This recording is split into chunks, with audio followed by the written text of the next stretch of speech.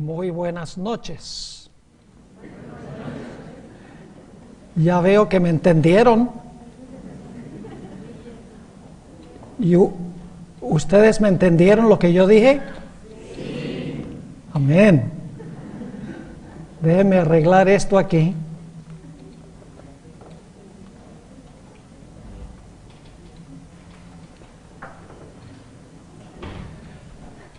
Es un placer muy grande para mí estar con ustedes aquí en Portugal. Los organizadores me dijeron que podía hablar en español, porque dijeron que ustedes entienden 99% del español. Me dijeron 99,99%. Así que creo que nos vamos a entender bien. Durante los días que vamos a estar aquí, vamos a hablar del santuario y del derramamiento del Espíritu Santo en el día del Pentecostés. En realidad, en el santuario había 4 lugares importantes. El primer lugar era el campamento, a donde vivía el pueblo de Israel. El segundo lugar era el patio o el atrio, a donde se encontraba el altar del sacrificio. El tercer lugar era el lugar santo, a donde el sacerdote entraba como intercesor. Y el cuarto lugar era el lugar santísimo, a donde se encontraba el arca del pacto. En esta serie que voy a presentar, vamos a estudiar especialmente el ministerio de Jesús en el campamento, el atrio o el patio y el lugar santo. No vamos a decir mucho en cuanto al lugar santísimo, algunas pocas cosas. Vamos a estudiar especialmente el ministerio de Jesús en el lugar santo. Ahora quisiera comenzar leyendo un pasaje muy conocido que encontramos en el Evangelio según San Juan, el capítulo 1 y el versículo 1 al 3. Juan 1 y el versículo 1 hasta el versículo 3. Y hay un punto especial que quiero enfatizar aquí en este pasaje. Dice allí, San Juan 1 y el versículo 1 hasta el versículo 3. En el principio era el Verbo, y el Verbo era con Dios, y el Verbo era Dios. Este era en el principio con Dios. Y ahora viene la parte que quiero enfatizar. Todas las cosas por Él fueron hechas, y sin Él nada de lo que es hecho fue hecho. Primer punto que quiero que entendamos es que Jesús fue el creador de todos los seres humanos. Es verdad que nosotros nacimos de nuestra madre, pero nuestra madre nació de la madre de ella, y la madre de ella nació de la madre de ella. Si vamos hasta la creación, cuando Jesús creó a Adán y Eva, en ellos creó a todos los seres humanos. Así que Jesús es responsable de nuestra existencia. Si no fuera por Jesús, nosotros no estaríamos aquí. Así que lo primero que quiero subrayar y enfatizar es que Jesús es nuestro creador y por eso Jesús es responsable de nuestra existencia. El segundo punto que quiero que comprendamos es que la ley de Dios exige absoluta perfección. La ley de Dios dice, obedece perfectamente y vive. Es decir, la ley de Dios requiere absoluta perfección. No se puede pecar ni una vez, porque la ley exige perfección. El tercer punto que quiero enfatizar al comenzar nuestro estudio es que no hay una sola persona en el mundo que le puede ofrecer a la ley lo que la ley requiere. La Biblia nos dice claramente en Romanos 3 y el versículo 10 que no hay justo ni aún uno. Y en el versículo 23 de Romanos 3 dice: todos han pecado y están destituidos de la gloria de Dios. Es decir, no hay un solo ser humano que haya obedecido perfectamente la ley. Nadie. Porque la Biblia dice que todos hemos pecado y estamos destituidos de la gloria de Dios. El cuarto punto que quiero enfatizar es que como nosotros no podemos ofrecerle a la ley lo que la ley requiere, la ley dice: tienes que morir. Es decir, que cuando nosotros no obedecemos perfectamente la ley dice: la pena o el castigo por no obedecer es la muerte. Y eso es exactamente lo que dice Romanos, el capítulo 6 y el versículo 23.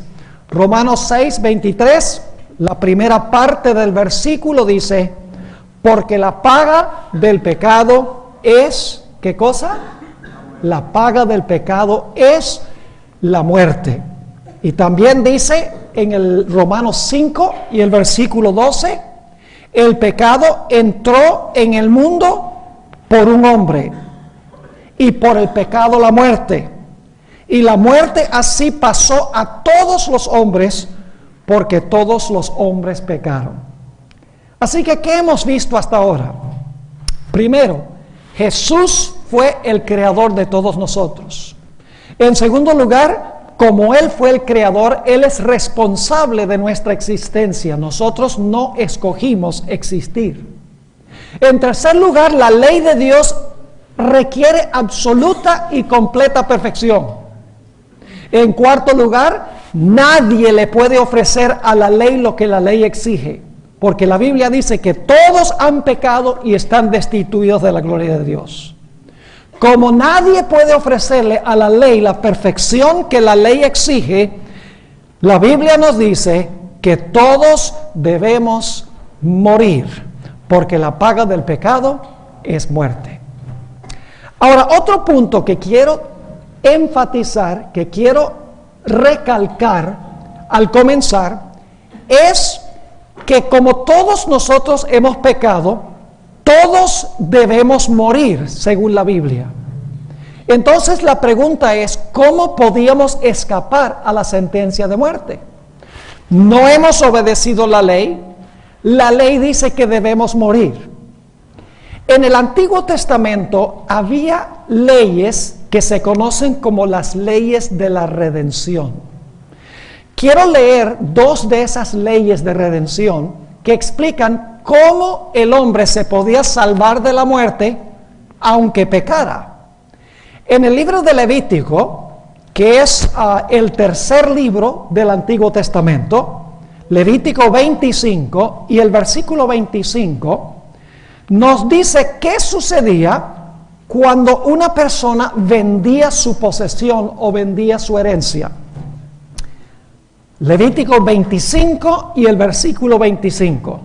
Dice allí: cuando tu hermano empobreciere y vendiere de su posesión, es decir, Dios le dio a cada israelita una porción de la tierra prometida. Dice: cuando tu hermano empobreciere y vendiere de su posesión, vendrá el rescatador. ¿Ve? Una persona vendía lo que tenía, podía venir alguien a rescatar lo que vendió. ¿Cómo lo podía hacer? Dice: y vendiere de su posesión, vendrá el rescatador, fíjense, su cercano, y rescatará lo que su hermano hubiere vendido. Es decir, si una persona vendía su posesión, un hermano o un familiar podía pagar el precio para comprarlo de nuevo. Ahora, ¿qué pasaba si una persona se vendía? Esa persona se vendía a servidumbre, porque la gente también podía venderse. Noten lo que dice los versículos 48 y 49. 48 y 49. Dice: después que se hubiere vendido, podrá ser rescatado. Uno de sus hermanos lo rescatará, o su tío, o el hijo de su tío lo rescatará, o el cercano de su carne, de su linaje, lo rescatará, o si sus propios medios alcanzaren, él mismo se redimirá. Si alguien vendía su posesión, o si alguien se vendía a la esclavitud, alguien podía rescatar lo que se había perdido, pero tenía que ser un familiar, tenía que ser un cercano de carne, un hermano, un tío o alguien que fuera de la misma familia de él. Podía pagar el precio para dar la libertad y también para devolver la posesión que se había vendido. Ahora, el problema es que nosotros los seres humanos necesitábamos a alguien que viniera a pagar el precio para nuestra liberación, porque nos vendimos al pecado. Necesitábamos a alguien que viniera a comprar la herencia o comprar la posesión de la tierra que nosotros perdimos. Dentro de la raza humana no había nadie que pudiera rescatar lo que se había perdido, porque todos nos vendimos y todos vendimos nuestra posesión. Ahora, ¿cómo podía rescatarse lo que se había perdido? Tenía un hermano nuestro que pagar el precio. Ahora les voy a explicar cuál es el problema. Antes que Jesús llegara a ser hombre, ¿era Jesús miembro de nuestra familia? No. Antes de venir a este mundo, a tomar la naturaleza humana, Jesús no era miembro de nuestra familia. Era miembro de la familia de Dios, que son tres: Padre, Hijo y Espíritu Santo. Así que Jesús, como Dios, no podía redimir lo que se había perdido, porque el Redentor tenía que ser de nuestra carne, tenía que ser de nuestra familia, pero Él no era de nuestra familia. Así que Jesús tenía que tomar nuestra naturaleza humana para ser de nuestra familia. Quiero que noten un versículo muy interesante, San Mateo, el capítulo 1 y el versículo 1. Busquen conmigo Mateo, el capítulo 1 y el versículo 1, y quiero que noten que Jesús fue descendiente de dos seres humanos. Mateo, el capítulo 1 y el versículo 1, dice: libro de la generación de Jesucristo. ¿Hijo de quién? Hijo de David, hijo de Abraham. ¿De quién era hijo Jesús? Era hijo de David e hijo de quién? E hijo de Abraham. Pero ahora quiero que noten Apocalipsis 22:16. Vamos a leer mucha Biblia aquí. Ojalá traigan sus Biblias, porque en la Biblia está el poder. Vamos a estudiar la palabra de Dios. Apocalipsis 22:16. Fíjense qué interesante este versículo. Apocalipsis 22:16. Aquí está hablando el Señor Jesucristo y dice algo muy interesante. Dice allí: yo, Jesús, he enviado mi ángel para daros testimonio de estas cosas en las iglesias. Ahora escuchen. Dice Jesús: yo soy la raíz y el linaje de David, la estrella resplandeciente de la mañana. ¿Qué es Jesús? La raíz y ¿qué cosa? El linaje de David. Es decir, Jesús es el padre de David y el hijo de David. ¿Es algo posible? ¿Es posible ser padre de tu hijo e hijo de tu hijo? No en circunstancias normales. Pero aquí dice que Jesús es la raíz de David y también el linaje de David. Quiero que noten otro versículo interesante, Juan el capítulo 8 y el versículo 58. Juan 8 y el versículo 58. Es muy interesante este versículo. Acabamos de leer que Jesús era hijo de ¿quién? De Abraham. Pero ahora fíjense lo que dice Jesús en Juan 8 y el versículo 58. Es un versículo muy bien conocido. Dice Jesús: de cierto os digo, antes que Abraham fuese, yo soy. ¿Cómo es que Jesús es hijo de Abraham, pero fue antes que Abraham? ¿Cómo es que Jesús es hijo de David, pero es la raíz de David? Por una razón muy sencilla. Jesús es padre de David y Abraham porque es Dios y los creó. Pero es hijo de David e hijo de Abraham porque se hizo hombre con nosotros. Esta es una evidencia clara de que Jesús es Dios y Jesús también es ¿qué? Y Jesús también es hombre. Y para redimir la herencia perdida y para librarnos de la servidumbre, Jesús tenía que venir a esta tierra con nuestra carne, tenía que hacerse nuestro familiar. Ahora, el Señor Jesucristo tenía que hacer tres cosas para redimirnos a nosotros. En primer lugar, tenía que llegar a ser miembro de nuestra familia. Eso lo hizo cuando se encarnó. En segundo lugar, Jesús tenía que venir a vivir la vida perfecta que la ley exige, que la ley requiere. Y Él iba a vivir esa vida en lugar de todos los seres humanos. Es decir, Jesús iba a vivir una vida perfecta para todos, en lugar de todos. Y luego, en tercer lugar, el Señor Jesucristo tenía que cargar sobre sí mismo los pecados de todos los seres humanos y tenía que pagar la culpa que nosotros debemos pagar. Es decir, tres cosas que Jesús tenía que hacer. En primer lugar, debía llegar a ser uno de nuestra familia. En segundo lugar, debía ofrecerle a la ley la perfección que la ley exige en nuestro lugar. Y en tercer lugar, tenía que tomar sobre sí nuestros pecados y morir la sentencia de muerte que debemos morir todos nosotros. Para entender mejor lo que Jesús hizo, necesitamos comprender el santuario. Les voy a explicar un poquito los primeros tres lugares del santuario. En primer lugar, debemos comenzar a estudiar el santuario no en el atrio o en el patio. Debemos empezar a estudiar el santuario en el campamento. ¿Se entiende la palabra campamento? Donde vivía el pueblo de Israel. Ellos vivían en carpas. El santuario no comienza con el patio del edificio. El santuario comienza en el campamento a donde viven los pecadores.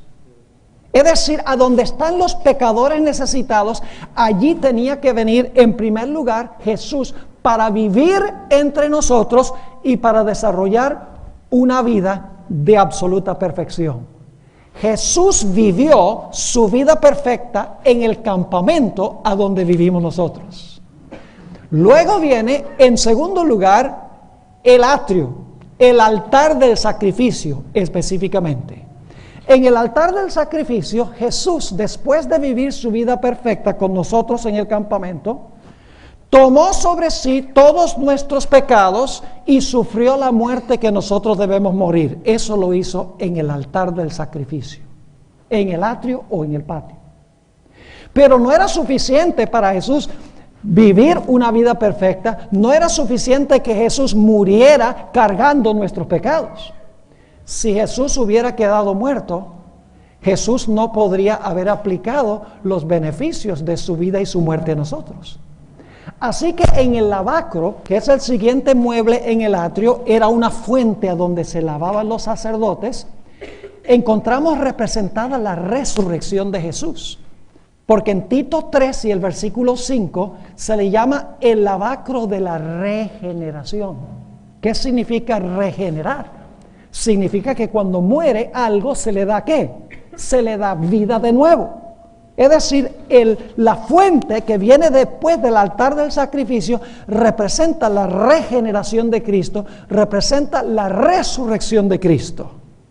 Y después que Jesús resucita, entonces entra al lugar santo del santuario, a donde se encontraba la mesa de los panes, a donde se encontraba el candelero y se encontraba también el altar de incienso. De esto vamos a hablar un poco más adelante en nuestro estudio juntos. Es decir, que los lugares que se mencionan en el santuario representan diferentes funciones del Señor Jesucristo. Representa, en primer lugar, su vida perfecta. En segundo lugar, su muerte por el pecado. En tercer lugar, su resurrección de entre los muertos. Y en cuarto lugar, su entrada al lugar santo representa su intercesión como sumo sacerdote. Ahora, lo que quiero hacer es estudiar cada una de estas cosas individualmente. Vamos a estudiar la obra de Jesús en el campamento. Luego vamos a estudiar su obra en el altar del sacrificio. Luego vamos a estudiar su obra en la fuente o en el lavacro. Y entonces vamos a mirar también la obra que él hace en el lugar santo del santuario. Hablemos en primer lugar de la obra de Cristo en el campamento donde viven los pecadores. Había dos profecías del Antiguo Testamento que indicaban que Jesús tenía que ser un sacerdote perfecto y una víctima perfecta. Busquen conmigo en sus Biblias Levítico 21 y el versículo 17 al 21. Levítico 21 y el versículo 17 al 21, el tercer libro del Antiguo Testamento. Aquí nos habla del sacerdote que servía en Israel. El sacerdote no podía tener defecto. El sacerdote no podía tener mancha, ni contaminación, ni defecto.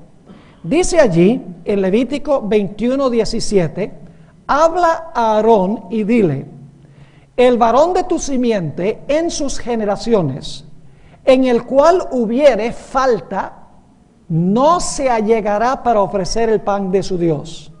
Porque ningún varón en el cual hubiere falta se allegará, varón ciego o cojo o falto o sobrado, o varón en el cual hubiere quebradura de pie o rotura de mano, o jorobado o lagañoso, o que hubiere nube en el ojo, ni siquiera cataratas podía tener, o que tenga sarna o empeine o compañón relajado. Ningún varón de la simiente de Aarón el sacerdote en el cual hubiere falta se allegará para ofrecer las ofrendas encendidas a Jehová. Hay falta en él, no se allegará a ofrecer el pan de su Dios.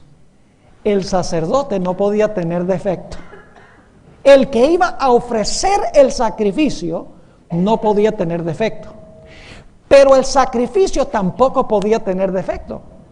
Note lo que dice en Levítico 22, el siguiente capítulo, Levítico 22 y el versículo 20 al 22, ya no sobre el sacerdote, sino sobre la víctima. Dice en cuanto a la víctima, Levítico 22 y el versículo 20, ninguna cosa en que haya falta ofreceréis, porque no será acepto de vosotros. Asimismo, cuando alguno ofreciere sacrificio de paces a Jehová para presentar voto, u ofreciendo voluntariamente, sea de vacas o de ovejas, sin tacha será acepto.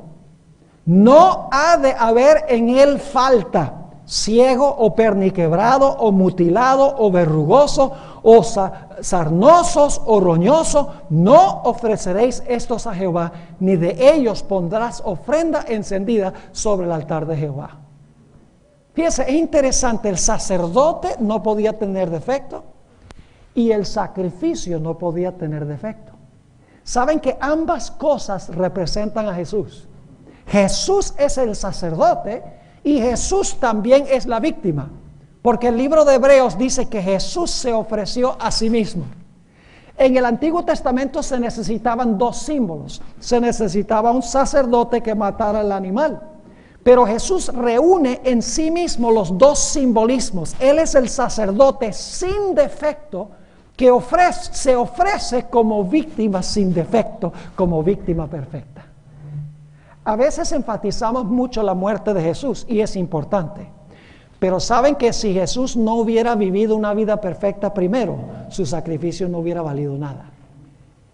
En el campamento empieza su obra, porque allí vive entre nosotros, se enfrenta a las tentaciones de Satanás y desarrolla un carácter sin defecto, para que luego pueda ser sacrificado como una víctima sin defecto al Padre Celestial. Por eso el Señor Jesucristo se encarnó. Dice en Juan 1 y el versículo 14, en un versículo muy bien conocido, Juan 1 y el versículo 14, dice, aquel verbo fue hecho carne. Llegó a ser miembro de nuestra familia, ¿verdad? Dice, fue hecho carne y ¿qué? Y habitó entre nosotros. Esa palabra habitó es muy interesante.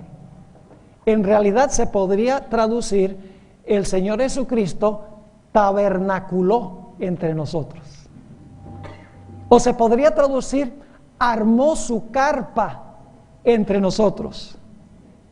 Es una palabra que se usa para describir la carpa del santuario. Es decir, Jesús vino y armó su carpa con nosotros, a donde nosotros vivíamos. El Señor Jesucristo vino a vivir, se hizo carne de nuestra carne y hueso de nuestro hueso. Ustedes recuerdan que según nos dice en Éxodo 12, 5 y 6, el Cordero Pascual no podía tener ¿qué? No podía tener defecto. Y cuando el sacerdote miraba la víctima y estaba seguro que la víctima no tenía defecto, entonces el sacerdote sacrificaba al animal. Así es que Jesús vivió su vida perfecta con nosotros en el campamento y luego fue a la cruz y cargó nuestros pecados. Quiero que noten varios textos del Nuevo Testamento que hablan de la perfecta vida de Jesús. Su muerte no hubiera valido nada sin su vida. Su vida perfecta viene primero. Por eso vino y vivió 30 años con nosotros, 33 años con nosotros antes de morir. Porque tenía que ser un sacrificio perfecto. Tenía que vivir una vida sin pecado. Primera de Pedro 1 y el versículo 18 al 20 nos presenta a Jesús claramente como el Cordero perfecto que muere. Primera de Pedro 1 y el versículo 18 hasta el versículo 20. Dice allí, sabiendo que habéis sido rescatados de vuestra vana conducta, la cual recibisteis de vuestros padres, no con cosas corruptibles como oro o plata. Es decir, no tuvo Jesús que pagar oro y plata para rescatarnos de la esclavitud o para recuperar lo que se perdió. Sigue diciendo, sino con ¿qué? Con la sangre preciosa de Cristo, como de un cordero sin ¿qué? Sin mancha y sin contaminación, y ha ordenado de antes de la fundación del mundo, pero manifestado en los postreros tiempos por amor de vosotros. ¿Qué clase de cordero era Jesús? Un cordero sin mancha y sin ¿qué? Sin contaminación. Vamos a notar 2 o 3 versículos más que lo presentan como una víctima perfecta. Primera de Juan, el capítulo 3 y el versículo 5. Primera de San Juan, el capítulo 3 y el versículo 5, habla de la absoluta perfección de la vida del Señor Jesucristo. Dice allí, Primera de San Juan, capítulo 3 y versículo 5, y sabéis que Él apareció para hacer ¿qué cosa? Él apareció para quitar nuestros pecados. ¿Y qué? Y no hay pecado en Él. No hay pecado en Él. Entonces, ¿el Señor Jesucristo en alguna ocasión pecó? El Señor Jesucristo, apreciados jóvenes, según la Sagrada Escritura, nunca pecó. Es decir, Él vivió en nuestro medio una vida absolutamente perfecta. Noten también lo que dice en Hebreos, el capítulo 4 y el versículo 15. El libro de los Hebreos, el capítulo 4 y el versículo 15. Hablando de la vida perfecta de Jesús, de que fue sacerdote perfecto. Dice allí en Hebreos 4:15, porque no tenemos un pontífice que no se pueda compadecer de nuestras flaquezas, mas tentado en todo, según nuestra semejanza, pero ¿qué? Pero sin pecado. ¿Fue Jesús un sacerdote sin pecado, sí o no? Claro que sí. ¿Fue una víctima sin pecado? Absolutamente. Noten también Hebreos el capítulo 7 y el versículo 25 y 26. Hebreos 7, 25 y 26. Otra vez enfatizando que Jesús es el sacerdote perfecto, sacerdote sin mancha. Tenía que ser sacerdote perfecto y tenía que ser una víctima perfecta. Dice allí en Hebreos 7, 25 y 26, por lo cual puede también salvar eternamente a los que por él se allegan a Dios, viviendo siempre para interceder por ellos, porque tal pontífice nos convenía, santo, inocente, limpio, apartado de los pecadores y hecho más sublime que los cielos. ¿Se dieron cuenta que según la Sagrada Escritura Jesús primero tenía que venir para vivir como un sacerdote perfecto? Y que cuando se sacrificara tenía que ser sacrificado como una víctima perfecta. Es decir, Jesús es el sacerdote y también es la víctima. Porque la Biblia dice que Él se ofreció a sí mismo en sacrificio. Es decir, que Jesús vino y vivió una vida perfecta que exige la ley. Y la vivió por todos los seres humanos en el planeta Tierra. Jesús vivió en lugar de todos. El Señor Jesucristo desarrolló un carácter perfecto en lugar de todos. Y ustedes dicen, bueno, pastor, si Jesús vivió una vida perfecta por todos, en lugar de todos, entonces todos se van a salvar, ¿verdad? No necesariamente. Hay que estudiar el santuario un poco más para entender que aunque Jesús vivió su vida perfecta por todos, en lugar de todos, no todos se van a salvar. Y hay una razón muy importante. No era suficiente que Jesús viviera su vida perfecta. Era necesario, después de vivir su vida perfecta, que Él cargara nuestros pecados y sufriera nuestro castigo. Y ustedes dicen, ¿por qué? La ley de Dios exige absoluta perfección. ¿Cuántos de nosotros tenemos esa perfección para ofrecerle a la ley? ¿Hay alguien aquí que tiene perfección absoluta para ofrecerle a la ley? Si levantara la mano sería su primera imperfección. Porque sería mentiroso o mentirosa. La Biblia dice que si decimos que no hemos pecado, lo hacemos a Él mentiroso. Hacemos que Dios sea mentiroso si nosotros decimos que no hemos pecado. No era suficiente que Jesús viviera y viviera una vida absolutamente perfecta, la que nosotros debemos vivir. Alguien tenía que pagar por los pecados nuestros. Alguien tenía que morir por los pecados de la raza humana. Por eso ahora Jesús se mueve del campamento a donde desarrolló su vida como sacerdote perfecto y como víctima perfecta, y tuvo que ir ahora al altar del sacrificio para cargar los pecados de la raza humana y morir por el pecado. Quiero que notemos en nuestras Biblias un texto muy interesante. Viene del espíritu de profecía, el deseado de todas las gentes, el capítulo que se titula Getsemaní. Escuchen lo que dice Elena White, que fue llamada como profeta de la iglesia remanente. Dice, sobre Cristo, como nuestro sustituto y garantía, fue colocada la iniquidad de todos nosotros. Fue contado como transgresor, a fin de que pudiera redimirnos de la condenación de la ley. La culpa, escuchen, la culpa de cada descendiente de Adán pesó sobre su corazón. ¿Cuántos pecados cargó Jesús? Cargó los pecados de todos los seres humanos que jamás hayan vivido en la historia del planeta Tierra. Y Jesús luego murió por cada ser humano que ha vivido en este planeta. Es decir, Jesús vivió una vida absolutamente perfecta en lugar de todos, y luego cargó los pecados de toda la raza humana y murió la muerte también por todos. En 1 de Juan, el capítulo 2 y el versículo 2, nos dice el discípulo amado,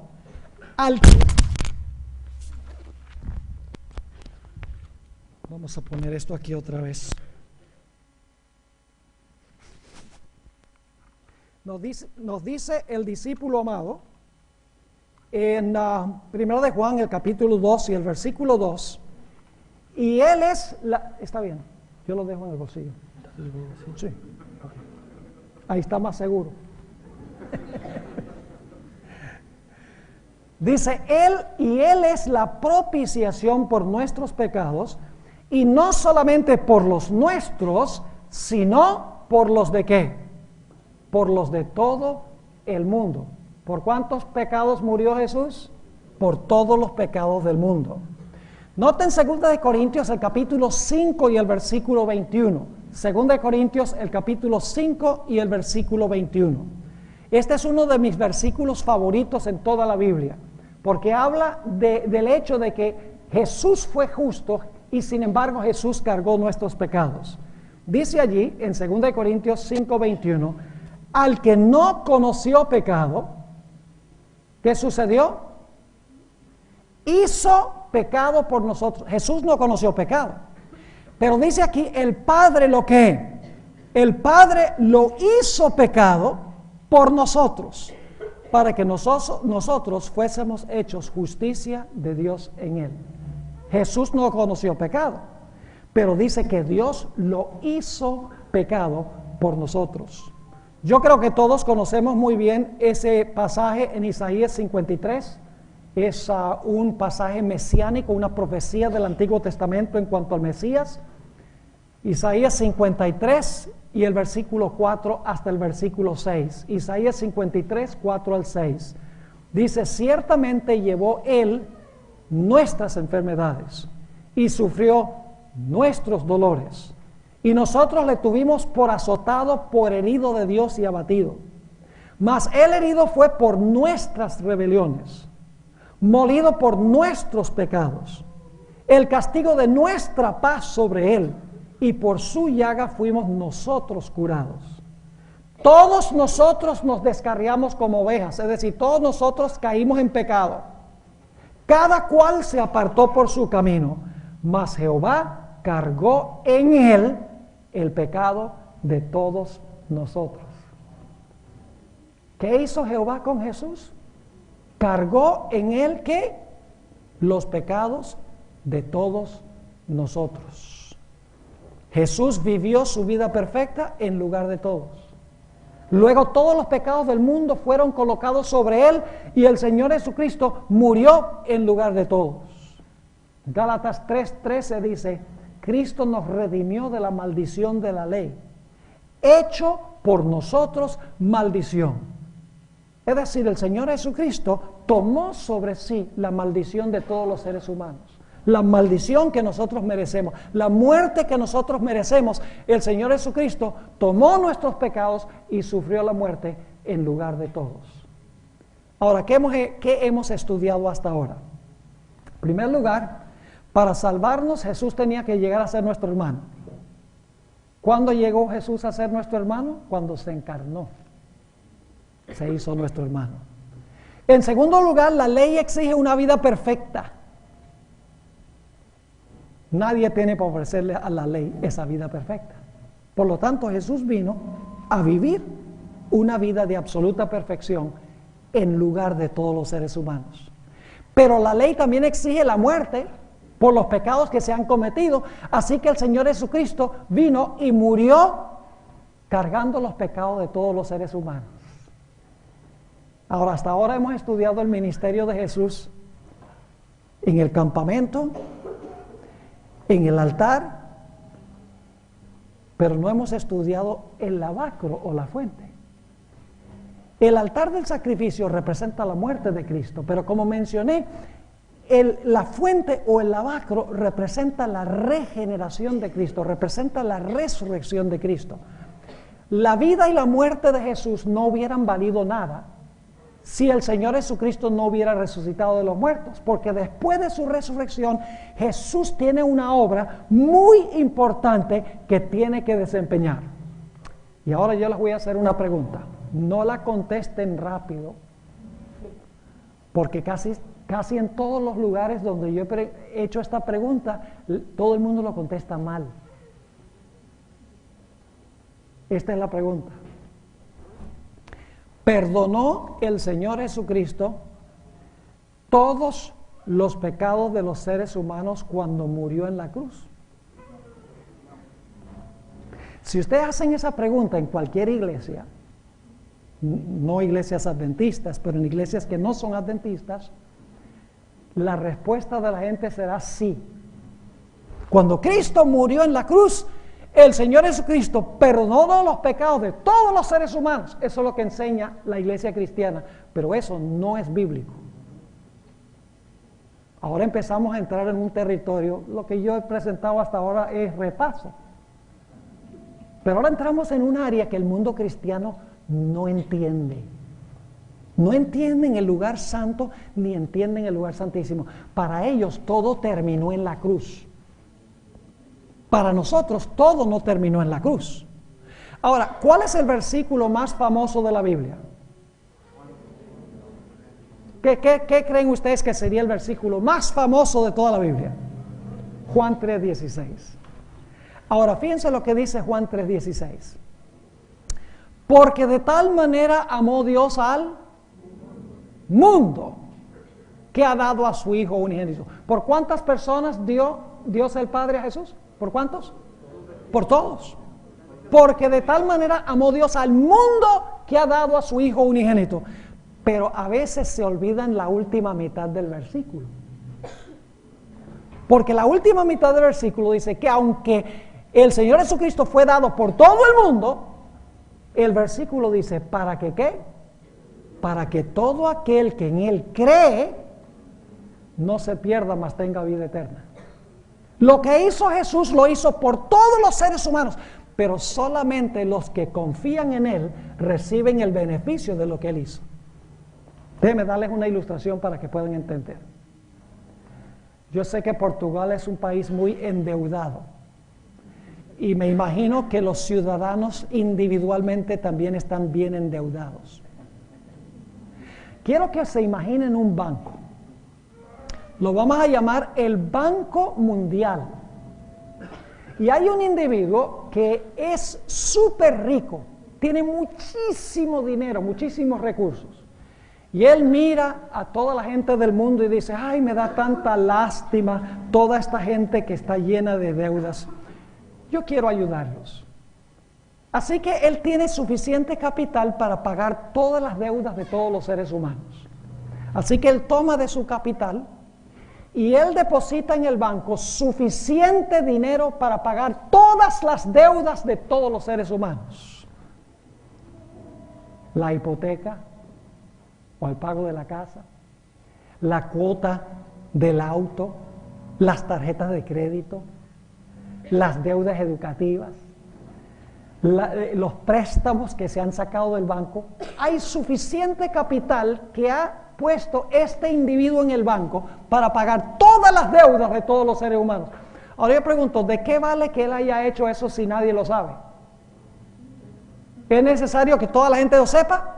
Claro, así que lo que él hace, va al internet, va al televisor, va al periódico, va a todos los medios de comunicación para anunciar. Hay un banco donde un multimillonario puso suficiente dinero para pagar todas las deudas de todos los seres humanos. Y se riega todo por todo el mundo la noticia de que hay un banco que tiene los recursos para pagar todas las deudas. ¿Cuántas personas creen ustedes que irían al banco?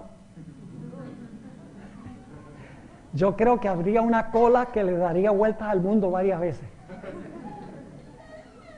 Pero ahora escuchen bien. Hay una sola condición para que usted se pueda beneficiar por el dinero que puso en el banco. Y es que usted tiene que ir personalmente al banco a sacar el dinero. Tiene que ir individualmente al banco y pedir el dinero. Yo pregunto, si usted no va al banco y pide el dinero, ¿queda endeudado? Claro que sí. Habiendo el dinero allí, suficientes recursos para pagar la deuda, si usted no va al banco, queda endeudado. Cuando el Señor Jesucristo vivió su vida perfecta y murió en la cruz, depositó suficientes recursos espirituales en el banco del universo para salvar a cada ser humano que jamás haya vivido en la historia del planeta Tierra. La vida perfecta de Él fue para todos y la muerte de Cristo fue por todos. Depositó en el banco suficiente dinero para que se salve cada ser humano que jamás haya vivido. Solo hay una condición, y es que usted tiene que venir al Señor Jesucristo y usted tiene que reclamar la vida de Jesús y tiene que reclamar su muerte en la cruz. Si usted no reclama su vida personalmente y no reclama su muerte personalmente, aunque los recursos están allí, usted va a quedar endeudado. ¿Están entendiendo lo que estoy diciendo? Entonces, ¿a qué fue Jesús al cielo? Ahora vamos a hablar un poco del lugar santo. El resto de los temas que yo voy a tener aquí van a tener que ver con el lugar santo. Esta noche tuve que cubrir este tema para que podamos ubicar nuestra mente en el lugar específico donde vamos a estudiar. ¿A qué fue Jesús al cielo? ¿Qué está haciendo Jesús en el cielo? Vamos a leer algunos versículos del Nuevo Testamento. Primera de Timoteo 2, 5 y 6. Primera de Timoteo, el capítulo 2 y el versículo 5 y 6. Yo pregunto, si Jesús perdonó todos los pecados en la cruz, ¿qué ha estado haciendo durante los últimos 2000 años? Ahora fíjense, 1 Timoteo 2, 5 y 6. Dice, porque hay, ¿qué cosa? Hay un Dios, asimismo un ¿qué?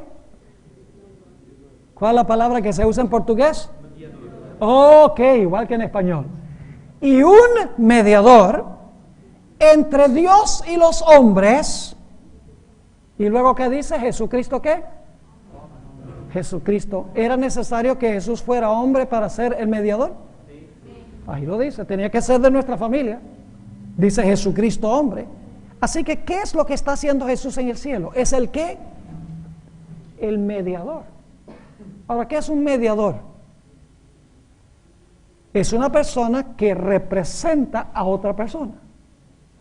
Vamos a Primera de Juan, el capítulo 2 y el versículo 1, para ver qué está haciendo Jesús. Primera de Juan, el capítulo 2 y el versículo 1. Muy interesante este texto. ¿Ustedes creen que Jesús es suficiente que Jesús sea hombre o Jesús tiene que tener una vida justa y perfecta? Porque cuando Él nos representa allá, Él no viene presentándome a mí, Él se presenta en mi lugar. Él le dice a su padre, Padre, yo viví la vida perfecta, el pastor Bor me aceptó, así que pon la vida mía a cuenta de él. Padre, yo vengo aquí representando al pastor Bor, no le tengas en cuenta los pecados a él, que él tenga que morir porque yo morí en su lugar. Acepta mi vida y mi muerte en lugar de él. Ahora fíjense lo que dice 1 Juan 2:1. Hijitos míos, estas cosas os escribo para que no pequéis. Y si alguno hubiere pecado, ¿qué tenemos? ¿Cuál es la palabra en portugués? La misma palabra que en español. Abogado. ¿Qué es un abogado? Alguien que nos representa en un tribunal, ¿sí o no? Que habla por nosotros. Dice, abogado tenemos para con el Padre a Jesucristo, ¿quién? A Jesucristo el justo. Pero si Jesús viene allá y dice, yo vengo aquí en nombre del pastor Bor, y el Padre dice, ¿y a dónde está el pastor Bor? Jesús dice, eso no importa, porque el justo soy yo. Yo soy su abogado, acepta la justicia mía, acepta la muerte mía, porque Él me recibió, Él creyó en mí, acéptalo a Él en el amado. Y en ese momento, la Biblia dice que Él me acepta y me considera como si nunca hubiera pecado, porque Dios el Padre no me mira a mí, sino el Padre mira a Jesús.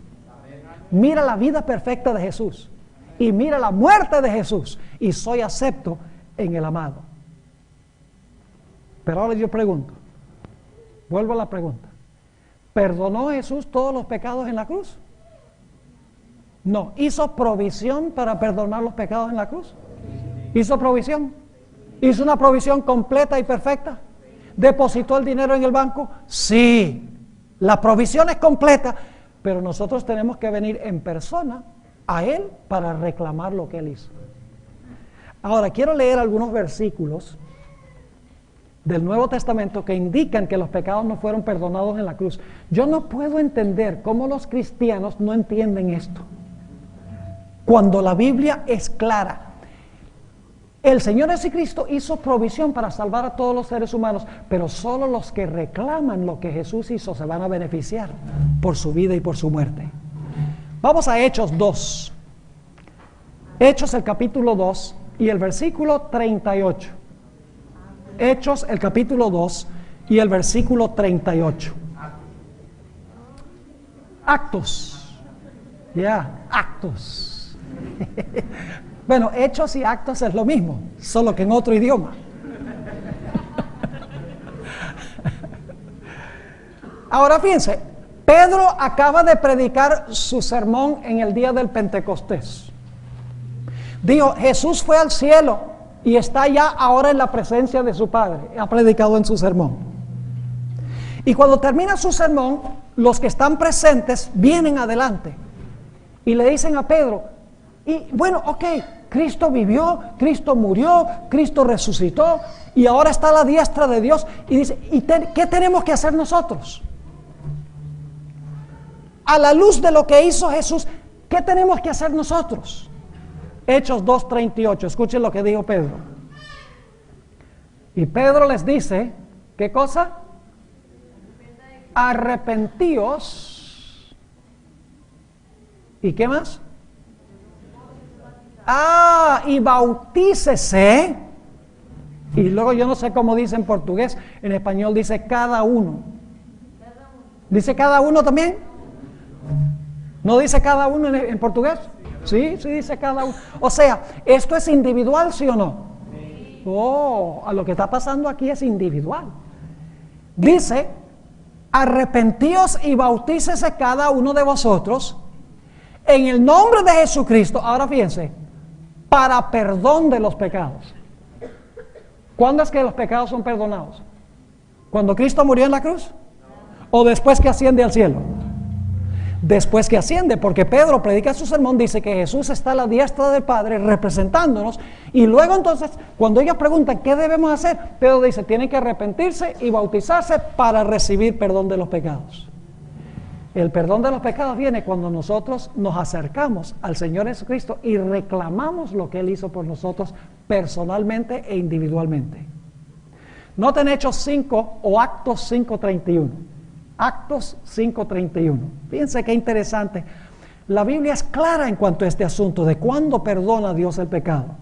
Actos 5:31 dice, hablando de Jesús, a este ha Dios ensalzado. Está hablando de su ascensión al cielo. A este ha Dios ensalzado con su diestra por príncipe y salvador, ahora escuchen bien, para dar a Israel arrepentimiento y perdón de pecados. ¿Para qué fue Jesús al cielo? ¿Para dar qué cosa? Arrepentimiento y qué más? Perdón. ¿Por qué tuvo que ir allá para dar perdón si ya lo dio en la cruz? ¿Están entendiendo? Ahora, notemos un texto más. Hechos 10 y el versículo 43. Actos 10:43. La Biblia es clara en cuanto a este asunto. Actos 10:43. Hablando de Jesús, dice, a este dan testimonio todos los profetas. Ahora escuchen bien. De que todos los que en él creyeren, ¿qué pasa con los que en él creyeren? Recibirán perdón de pecados por su nombre. ¿Cuándo se recibe el perdón? Cuando usted individualmente y personalmente ¿qué? Cree o confía en Jesús. Yo creo que ustedes conocen ese versículo en 1 de Juan 1:9. Lo podemos repetir de memoria. Dice, si confesamos nuestros pecados, ¿hay una condición? Sí. Si confesamos nuestros pecados, Él es fiel y justo para perdonar nuestros pecados y limpiarnos de toda maldad. ¿Cuándo es que Cristo nos perdona? Cuando confesamos. ¿Los perdonó en la cruz entonces? No los perdonó en la cruz. Hizo provisión para perdonar los pecados en la cruz. Lo que hizo con su vida perfecta y su muerte fue para todos. Él vivió una vida perfecta para cada ser humano. Hay una vida perfecta que se le puede ofrecer a la ley. Murió su muerte cargando todos los pecados. No hay nadie que debe morir. Pero usted solo se beneficia de lo que hizo Jesús si usted, en primer lugar, se arrepiente de sus pecados. En segundo lugar, confiesa sus pecados. En tercer lugar, cree o confía en Jesús. Y en cuarto lugar, se bautiza uniéndose con Cristo Jesús. Y todo eso es una obra individual y personal que nosotros tenemos que hacer. Quiero leerles una cita del Espíritu de Profecía. Primeros Escritos 259 y 260. Primeros Escritos 259 y 260. Es una cita muy interesante del Espíritu de Profecía, a donde dice la sierva del Señor: el desgarramiento del velo en el templo, cuando se rajó el velo, cuando Cristo murió, el desgarramiento del velo en el templo demostró que los sacrificios y los ritos judaicos no serían ya recibidos, no más sacrificios en el santuario. Ahora escuchen, el gran sacrificio había sido ofrecido y aceptado. Quiero que recuerden eso porque mañana vamos a volver a eso en el sermón de la mañana. El gran sacrificio había sido ofrecido y aceptado. Y el Espíritu Santo que descendió en el día del Pentecostés dirigió la atención de los discípulos desde el santuario terrenal al celestial, donde Jesús había entrado con su propia sangre. Ahora viene la parte que quiero enfatizar, para derramar sobre sus discípulos los beneficios de su expiación. ¿A qué fue Jesús al cielo? Para derramar sobre sus discípulos, ¿qué cosa? Los beneficios de su expiación. Ahora usted dice, ¿qué quiere decir eso? Para derramar sobre sus discípulos los beneficios de su expiación. Los beneficios de su expiación son su vida perfecta y su muerte por el pecado. Eso los ganó cuando estuvo en la tierra. Jesús no podía dar los beneficios sin primero ganar los beneficios. Y el primer beneficio es su vida perfecta. El segundo beneficio es su muerte por el pecado. Es decir, Jesús fue al cielo para darle a cada individuo que viene a Él arrepentido, confesando su pecado y confiando en el Señor Jesucristo, darle su vida perfecta y su muerte, de tal manera que somos aceptos ante el Padre como si nunca hubiéramos pecado. Eso fue hacer Jesús al santuario celestial. Ahora, ¿de qué vale que Jesús esté haciendo esa obra si nadie lo sabe? ¿Ustedes creen que la mayor porción de la gente del mundo sabe esto? ¿Ustedes creen que la mayor parte del mundo sabe que Jesús vivió una vida perfecta por todos? El Señor Jesucristo murió por todos. El Señor Jesucristo resucitó de los muertos. Ahora está en el cielo. Y entonces los que vienen a Él toman el capital y lo ponen a su cuenta para que no tengan más deudas. ¿Ustedes creen que el mundo sabe eso? Muy pocos saben eso. ¿Cómo lo van a saber? ¿De qué vale que Jesús esté trabajando en el cielo y nadie lo sepa?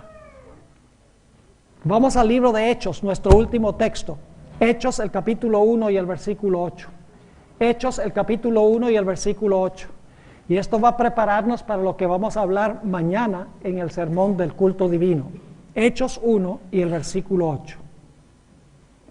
Dice aquí, en un texto muy bien conocido: mas recibiréis. ¿Qué iban a recibir? Mas recibiréis el poder del Espíritu Santo que vendrá sobre vosotros. ¿Por qué dio Dios el Espíritu Santo? ¿Ustedes creen que los discípulos se habían arrepentido del pecado? ¿Habían confesado sus pecados? ¿Habían Pedro y todos los apóstoles recibido los beneficios de la obra de Cristo? Claro que sí. ¿Y ahora qué les da Dios? Dios le da el Espíritu Santo. ¿Con qué propósito? ¿Saben que muchos cristianos creen que Dios da el Espíritu Santo para que yo me sienta bien o para edificarme a mí. Ese no es el propósito del Espíritu Santo. El propósito del Espíritu Santo claramente está expuesto aquí. Dice, mas recibiréis el poder del Espíritu Santo que vendrá sobre vosotros. ¿Y me seréis qué? Me seréis testigos en Jerusalén y en toda Judea y Samaria y hasta Portugal, lo último de la tierra. Dice, y hasta lo último de la tierra. ¿Por qué fue que Cristo le dio el Espíritu Santo a sus discípulos que habían recibido ya la vida perfecta de Jesús, habían recibido la muerte de Cristo? Cristo era su intercesor. ¿Por qué les mandó Jesús el Espíritu Santo? Para que ellos luego fueran a contarle a otras personas que el banco estaba abierto. ¿Me están entendiendo? En el mundo cristiano se habla mucho del don de lenguas. Y en muchas iglesias creen que es hablar disparates. Creen que es hablar un idioma que ni siquiera Dios entiende.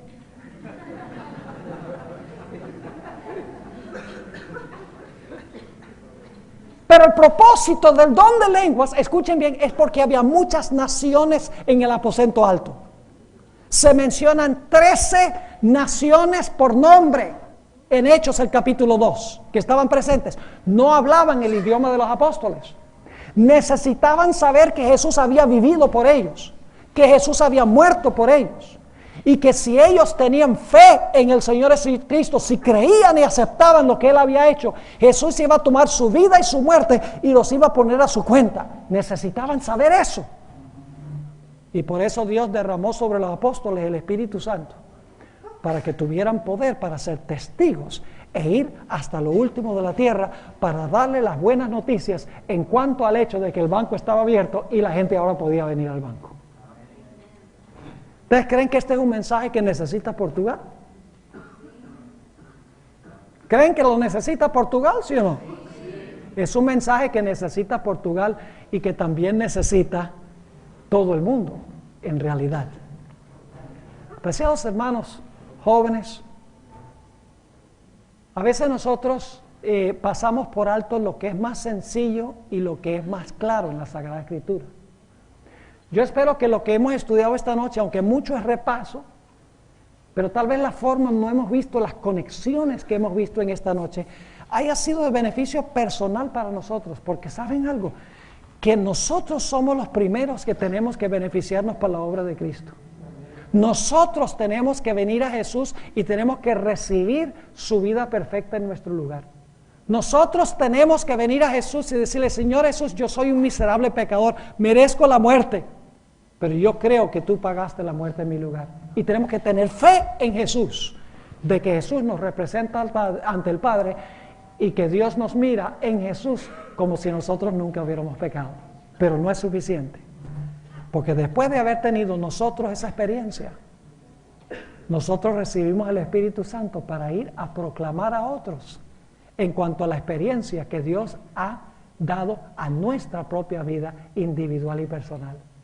Como le dijo Jesús a los 2 endemoniados, les dijo claramente, regresen ahora ustedes a los suyos y cuéntenles las grandes cosas que Dios ha hecho por ustedes.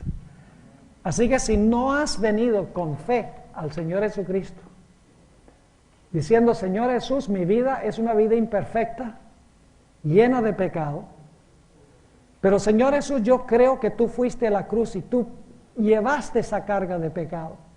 Tú viviste esa vida perfecta que tu ley exige. Tú moriste la pena de muerte que la ley exige. Y Señor Jesús, yo creo, confío que tú eres mi abogado, mi intercesor en el cielo. Señor Jesús, te recibo lo que tú has hecho. La Biblia nos dice que somos aceptos en el amado.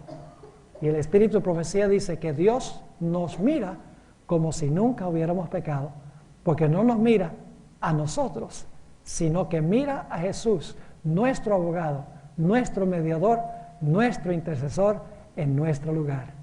¡Qué buenas noticias son esas! Ahora, en nuestros temas subsiguientes, vamos a estudiar un poco más lo que pasó en el lugar santo. La vasta mayoría de los cristianos y la mayoría de los adventistas no entienden en verdad lo que sucedió en el día del Pentecostés. Y al menos que nosotros lo entendamos, Dios no va a poder derramar la lluvia tardía, que va a ser una repetición más grande de lo que pasó en el primer día de Pentecostés.